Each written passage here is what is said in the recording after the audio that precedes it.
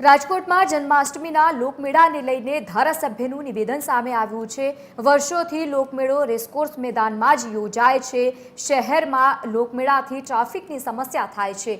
વસ્તી વધતા લોકમેળા માટે રેસકોર્સ મેદાન નાનું છે। લોકમેળાનું સ્થળ હજુ અનિર્ણિત છે, ત્યારે લોકમેળાના સ્થળ અંગે હજુ સુધી નિર્ણય નથી લેવાયો।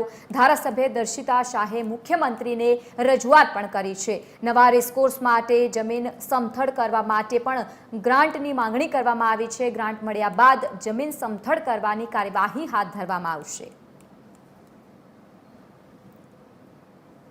રિપોર્ટ કર્યો અને સર્વે રિપોર્ટમાં અટલ સરોવરની બાજુમાં જે જગ્યા છે કે જે હાલની જે રેસકોર્સ ગ્રાઉન્ડની જગ્યા છે એનાથી અનેક ગણી મોટી છે, એમાંથી જરૂરિયાત મુજબની જગ્યા લોકમેળા માટે લઈ અને એને સમથળ કરવા માટેનું એસ્ટિમેટ પણ કાઢી લીધું છે અને તમામ રિપોર્ટ તૈયાર કરીને ગાંધીનગર શહેરી વિકાસ મંત્રાલયને, શહેરી વિકાસ વિભાગને એ રિપોર્ટ આપવામાં આવ્યો છે।